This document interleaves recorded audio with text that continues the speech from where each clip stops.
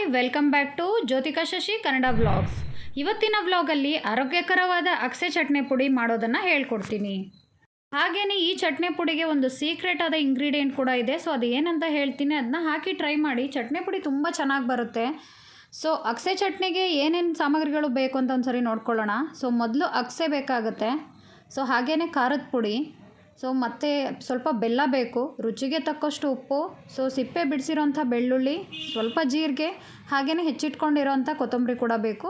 So ಕರಿಬೇವು ಕೂಡ ಹಾಕ್ಕೋಬೋದು, ಅದು ಆಪ್ಷನಲ್ಲು. ಬನ್ನಿ ಚಟ್ನಿ ಪುಡಿ ಹೇಗೆ ಮಾಡೋದು ಅಂತ ಹೇಳ್ಕೊಡ್ತೀನಿ. ಮೊದಲು ಗ್ಯಾಸ್ ಆನ್ ಮಾಡಿಕೊಂಡು ಒಂದು ಬಾಣಲಿ ಇಟ್ಕೊಳ್ಳಿ. ಸೊ ಅಗಸೆನ ಇವಾಗ ಹುರ್ಕೋಬೇಕು. ಸೊ ಹುರಿಯೋದು ಅಂತ ಅಂದರೆ ತುಂಬ ಹುರಿಯೋದಲ್ಲ, ಲೈಟಾಗಿ ಬೆಚ್ಚಗೆ ಮಾಡಿಕೊಂಡ್ರೆ ಸಾಕು. ಅಂದರೆ ನೀವು ಅಗಸೆ ಹಾಕಿ ಒಂದು 2-3 ನಿಮಿಷ ಅಥವಾ ಒಂದು 4 ನಿಮಿಷವರೆಗೂ ಹುರ್ಕೊಂಡ್ರೆ ಸಾಕಾಗುತ್ತೆ. ಅದು ತುಂಬ ಜಾಸ್ತಿ ಹುರ್ಕೊಂಡ್ರೆ ಅದರಲ್ಲಿ ಇರೋಂಥ ಗುಡ್ ಬೆನಿಫಿಟ್ಸ್ ಎಲ್ಲ ಹೋಗುತ್ತೆ. ಸೊ ಹಾಗಾಗಿ ಒಂದು ಮೀಡಿಯಮ್ ಫ್ಲೇಮಲ್ಲಿ ಸ್ವಲ್ಪ ಹುರ್ಕೊಂಡ್ರೂ ಸಾಕಾಗುತ್ತೆ. ಆರೋಗ್ಯದ ದೃಷ್ಟಿಯಿಂದ ಅಗಸೆ ತುಂಬ ಒಳ್ಳೆಯದು. ಸೊ ಚಟ್ನಿ ಮಾಡಬೇಕಾದ್ರೆ ನನ್ನ ಮಗಳು ಕೂಡ ಬೆಳ್ಳುಳ್ಳಿ ಬಿಡಿಸ್ತೀನಿ ಅಂತ ಹೆಲ್ಪ್ ಮಾಡೋಕ್ಕೆ ಬಂದಳು. ಸೊ ಬೆಳ್ಳುಳ್ಳಿ ಕೂಡ ಬಿಡಿಸ್ಕೊಟ್ಲು. ಮೊದಲು ಚಿಕ್ಕದೊಂದು ಜಾರ್ ತೊಗೊಳ್ಳಿ, ಅದಕ್ಕೆ ಸಿಪ್ಪೆ ಬಿಡಿಸಿರೋಂಥ ಬೆಳ್ಳುಳ್ಳಿ ಹಾಕಿ.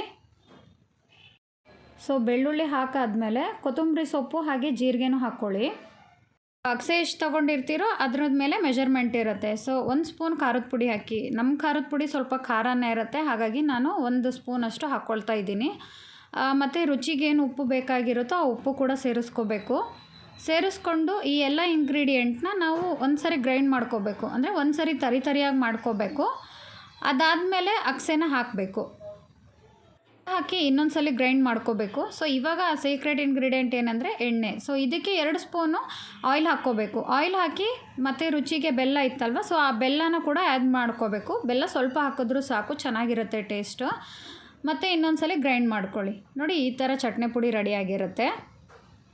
ಅಗಸೆಲಿ ಒಮೆಗಾ 3 ಫ್ಯಾಟ್ಸು ಮತ್ತು ಫೈಬರ್ಸು ಎಲ್ಲ ಇರುತ್ತೆ. ಹಾಗಾಗಿ ಇದು ಹೇರ್ಸಿಗೆ, ಹಾಗೆಯೇ ಫೇಸ್ಗೆ, ಸ್ಕಿನ್ನಿಗೆ ತುಂಬ ಒಳ್ಳೆಯದು. ಸೊ ಹೇರ್ಸ್ಗೂ ಕೂಡ ಯೂಸ್ ಮಾಡ್ತಾರೆ. ಹಾಗೆಯೇ ಡಯಾಬಿಟೀಸ್ ಇರೋರು ಕೂಡ ಇದನ್ನು ಯೂಸ್ ಮಾಡ್ಬೋದು. ಸೊ ಚಟ್ನಿ ಪುಡಿ ಈ ಥರ ರೆಡಿಯಾಗಿರುತ್ತೆ.